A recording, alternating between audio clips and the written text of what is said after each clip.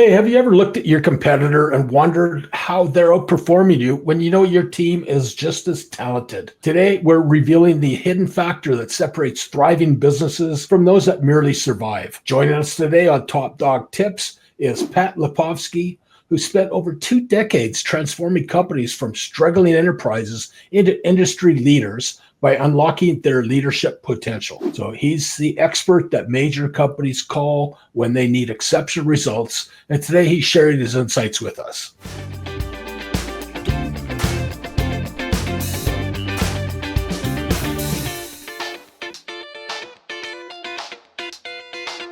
Hey, Pat, welcome to the show. Well, Greg, thanks very much for having me. Let's jump right into it. So first, how do you define a true leader? Well, you know what? I like to simplify that because we all follow people that we think are great and that are not so great. And over the years of what I've been doing, I've really simplified the definition of a great leader into somebody who literally helps you feel good about your progress, but more so great about your potential. That to me is a true leader at a real high level. Okay. And then following up on that, what does it really take to build a truly great leader? Well, it's interesting. It's truly great leaders in the years, again, that I've been doing what I've been doing. There's really two sides to great leadership. There's, and think about yourself in this regard. Think about anybody you've been led by, what's their bedside manner like? The soft skills of leadership, did they engage you? Did they handle conflict well? Did they manage their, soft skills are very simple. Did they give you good feedback? Did they have influence? And the second side of great leadership is really, it's the systems that leaders use to do business with and actually have the ability to leverage and delegate and not have to be responsible for 100% of it, because it's not one leader's job to run the company. It's their job to lead it. That being said, there's a few myths out there about leadership.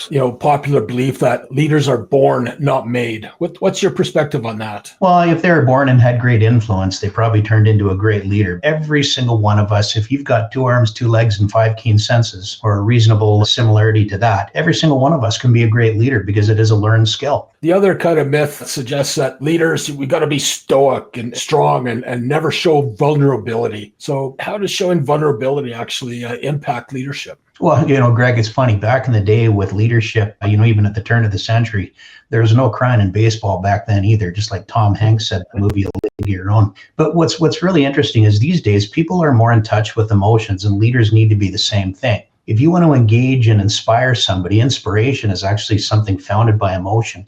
If you can't show emotion as a leader and be vulnerable, people they just don't look at you in the same way. And as a matter of fact, if you're too firm, people just don't have respect for you. Vulnerability is critical. You've worked with some incredible organizations. Can you share a success story where a leadership transformation had a dramatic impact? Well, yeah, Greg, you and I talked about this before. It's interesting. I hide in the shadows of a lot of companies, small, medium, and large, multinationals. And we're doing some work with an airline, and we'll leave them unnamed for one reason. But, the organization was leading in the market and doing extremely well. And the leaders of the organization just found that one area of the business, their call center, was tactical in their approach. And the leaders within that organization decided to give people who are on the phone, and with an airline, why do you call a call center? It's called a MACD. It's a move, add, change, or a delete. And what they did is the leaders of the organization actually taught the people of their call center some leadership tactics that, by the way, probably went home and helped them with their kids at home, not just the kids at work. But what they started doing is they started,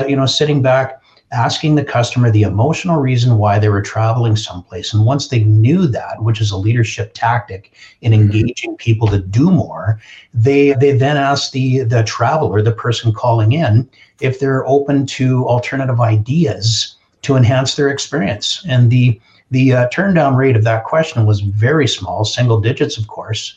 And it took that airline's revenue up, and not just millions, but, I shouldn't say the number because they're a public company, but a noticeable amount, and it was very large. Just by leading people to the solution they wanted, giving them options and helping them make the decision, because, leadership is this, nobody really wants to work hard unless they find their own answer.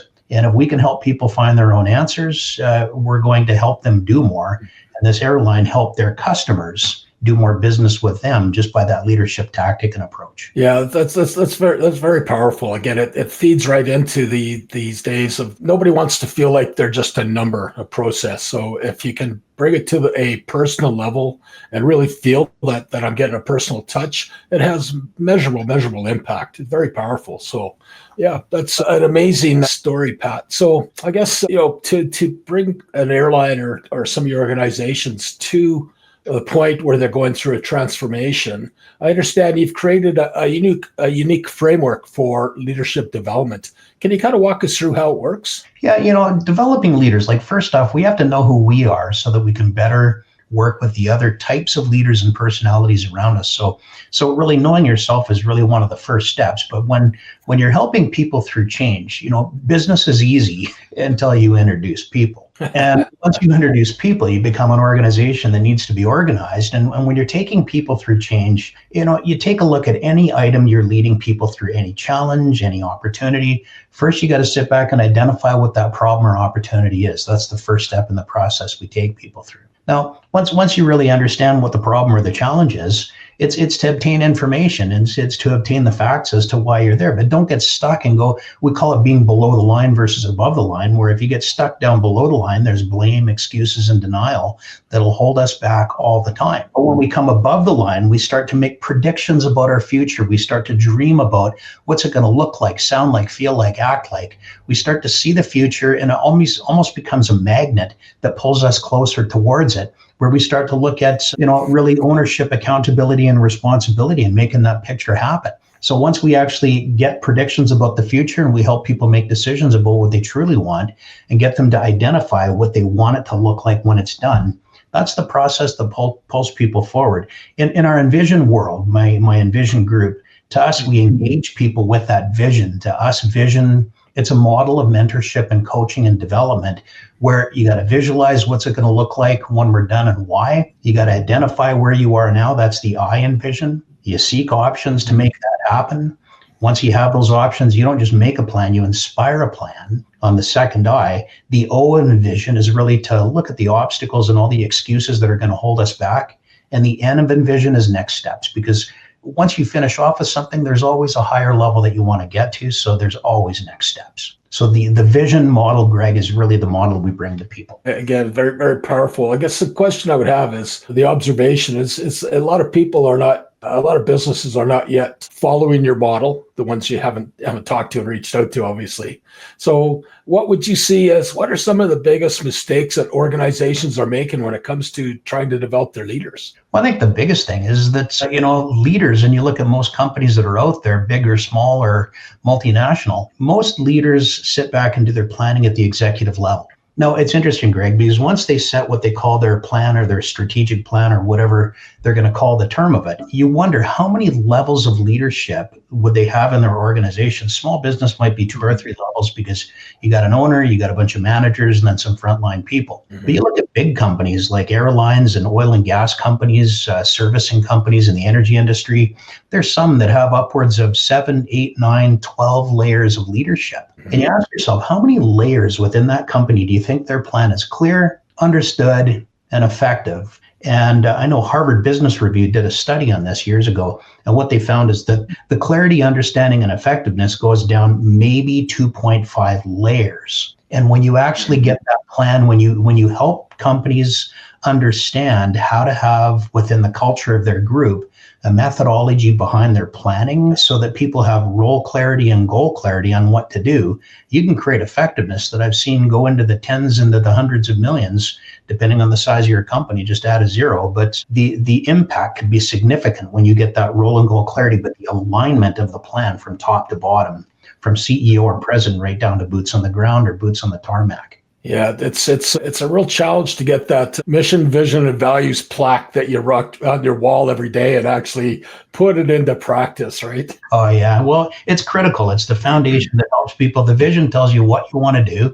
your aspirational description of the future. The mission tells you why you even exist as a company and why people should even be doing business with you. Mm-hmm. But the core values of a company are the behaviors we're all supposed to demonstrate on a day-by-day basis And sometimes it's kind of nice to take a company through the behaviors they don't want to see. So you draw a line in the sand and give people clarity, especially at performance review time, which is usually end of the year, beginning of the year. And those types of items, when reminded, really help reinforce the culture of any one company. So, it's well stated, but one of the things I noticed, being a leader in leader situations before is, it's all fine and dandy to, have the theory and have a framework to make decisions, so you think you have one, but, some days we're under immense pressure. And the ability to make decisions under pressure is it natural, or is there a way to help people make these types of decisions during times of high stress? Well, yeah, we've all been through times of high stress, and I could probably mention a few of my own from the past years. When you're under pressure, the one thing just to remind yourself is first off, breathe, right? And it's interesting because when you're faced with something that's high stress, self-management is one of the most important things, because if we're going to let these tough times get the best of us so that we break down and we're not there for the people in our companies, then that's something we got to take a look at and work on, because self-management is critical and it's very important to every single, like the biggest thing, Greg, that I talk to even CEOs about, the biggest piece of advice that I'll give a CEO of any company is slow down, especially when you feel the blood boiling. Slow down so that you exercise self-control in the eyes of others. And when you exercise that self-control, people take you a little bit more serious and usually respect you more. And you're able to slow yourself down so that you can make those tough decisions, so that you can actually listen versus react. So yeah, getting the blood boiling is a tough thing, and self-management is critical. Yeah, that's a very practical, implementable piece of advice. Slow down and breathe. So, being practical, what are additional actionable steps that viewers can implement right now to enhance their own leadership? Well, okay, so like to enhance their own leadership, first off, know the type of leader you are. Know your personality type. I know that there's all kinds of personality profiles out there. The one I default to is the world's most popular. It's called DISC. DISC. We're all a mix, depending on our environment and our situation, of those four. The D is the driver. Everybody's a nail and they're a hammer. The I is the influencer. It just wants to hug everybody and talk about their family and be positive. The S is non-emotional, but they're the people who are most reliable and always get things done. The greatest number of leaders, U.S. presidents, Canadian prime ministers, have been S personalities. And you look at the C personalities, they're the people that are attracted to folding sweaters in a Benetton store to make it look perfect. But, the C personality is the controller, the person who's going to keep all the engineering data proper and the, everything, all the I's dotted and T's crossed on our financials. Not that there's I's and T's on financials, but they keep things organized. And it's interesting to know who we are to better know how to move forward. Once we know the type of leader we are too, because there's times where we do have to be a commander. There's times where we do need to really be a pace setter. There's 6 different leadership styles, not to get into them all right now. There's an author called Daniel Goleman out of Railroads University. He's adjunct at Harvard. He wrote a book called Primal Leadership. And if you don't know your leadership mix of what works for you, then do a little bit of reading or some investigation to find out what makes you strong, because everybody can be a strong leader. So hopefully I answered your question on that. Yeah, you did. There's a lot to it. So again, it's, from what I'm hearing too, it just doesn't happen overnight. You got to kind of put some time and consistency into it.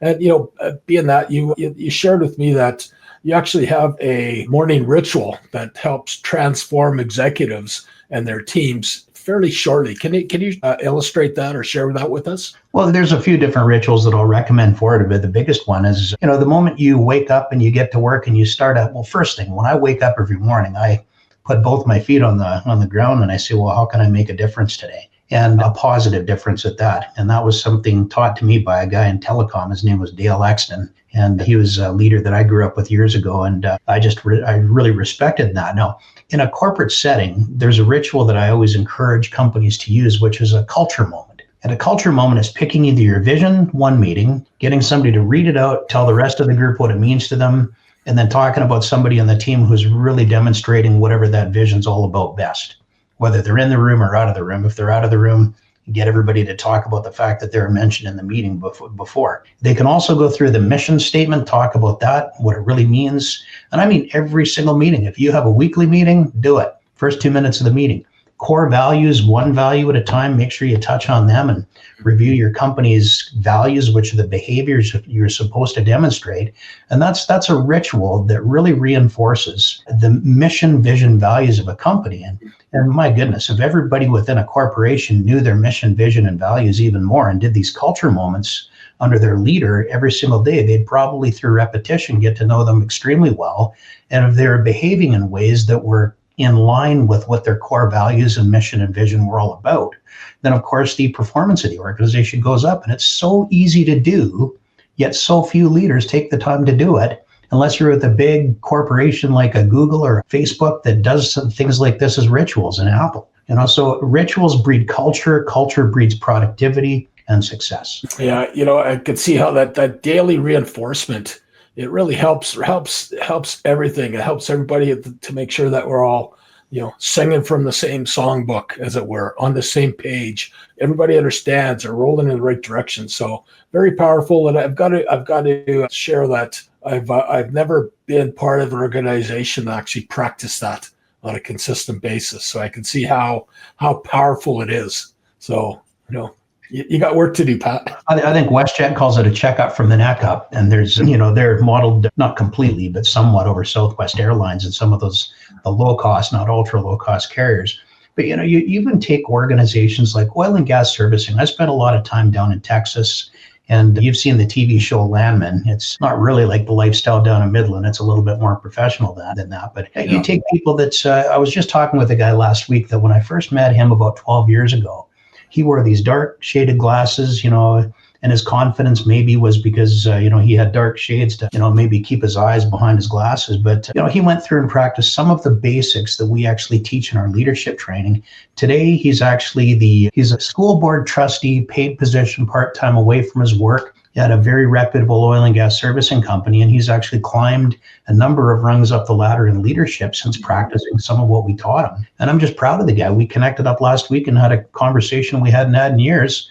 And he's pulling out some of the tools that I taught him 12 years ago, and he's paying it forward to do the same for others around him. It's actually quite inspiring when you see that happen. That's got to be so rewarding for you. Yeah, to actually see your leadership lessons in action, right? Well, I kind of feel like my dad, who was a teacher going through, he did a bunch of things in education in his career. But walking down the street with him, and everybody calls him Mr. L because they have a hard time saying her last name. But, it's interesting how, seeing my dad and what he did in education, I kind of feel like I'm carrying the torch forward now that he's retired and keeping the whole family legacy of education going on strong.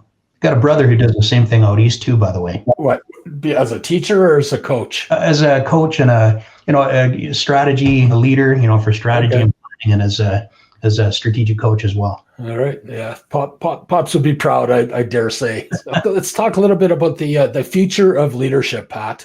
Looking ahead, how do you see leadership evolving, and what should leaders focus on to stay ahead? Well, let's look at leadership, and let's look at the people that are going to be leading, because you look at the generations in the workplace that have shifted. We've seen a lot of baby boomers that are retired and they're out of the workforce now. Gen Xers are some of the senior people in business that are we call it the silver tsunami. It's, pardon the expression, Greg, but it's the gray hair about to hit the beach and retire. And, this silver tsunami, the next generation of leaders that are coming up, they're managing a group of people who came up through school and always got a prize and got a trophy for everything. Some of the challenges in leadership now are not just coming to work and telling people what to do. It's inclusiveness. It's making sure that everybody feels a part of the plan, because back to the adage that we started out on this call, people work harder when they find their own answer. And when we, as leaders, the big shift that's happening right now is ensuring that, we're giving feedback, because the younger generation wants feedback not once a week, but every day. And once we actually deliver proper, meaningful feedback, that we include people's voice in on the plan, otherwise they're going to go up the road and find some company and leader who's going to help them do the same. And they're not going to stick around with us. And it might even be for $1 less, because they want to feel like they have significance within the business, because they went through the whole school system feeling that from grade 1 to 12 and even into college or university. So don't get me started. I think there's a big shift going on. Yeah, no, it's part of the challenge of the intergenerations workforce is going through, and how do you relate to the younger generations, from us old baby boomers to the millennials and Gen Xers, and that's a powerful clue. People coming up into the workforce these days really want to know that they're making a difference, and the only way to really, not the only way, but a very powerful way, is to share with them, to tell them on a daily basis. So that's an incredible insight, Pat. Thank you for that. No, you're very welcome. It's an interesting thing to see take shape in the environment right now, in the corporate environment. But it's interesting. Even look in professional sports. We've dabbled in that area myself a little. Our team has. Gone are the days where the coach can come in and scream and point the finger and kick a garbage can to inspire people. They've got to really get to that more, they got to get to a more emotional level with players to really engage and get them fired up and excited to even want to go out and score a goal. And pardon me to talk about hockey. Well, it's speaking from being a leader and a coach who really much embraced the command and conquer style. It's much easier to lose my temper and kick garbage cans and blow the whistle louder, but boy, it's just not effective. No. It's players check out as soon as that happens on any sports team.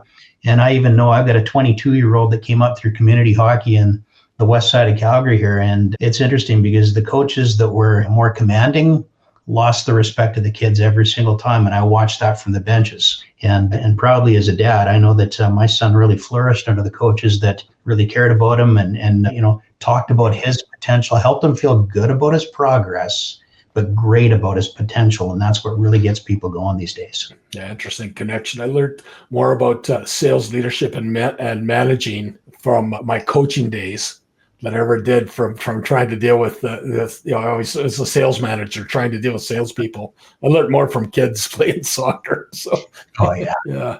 Okay, so Pat, this has been an incredibly valuable conversation. So before we wrap up, I understand you have a special offer for our viewers. Yeah, it's right now stepping into 2025. I know that we've had a number of companies contact us, but if you're in the business of getting your plan in order for 25 and beyond, let us know. If somebody's going to contact me, heard this podcast, we're just going to fit your budget. Don't worry about that. We know that we charge a certain amount. But, just know that you're going to get something if you're responding to the message you've heard today. Let me know, because you treat me right, I treat you better. That's my philosophy. Fantastic. And how do people get a hold of you? The best way is our office number, 403-539-0823. My email, you can firstname.lastname@envisiongroup.ca is the email address. And I look forward to hearing from anybody who has any interest or would like to have a conversation about their situation. We're just here to help.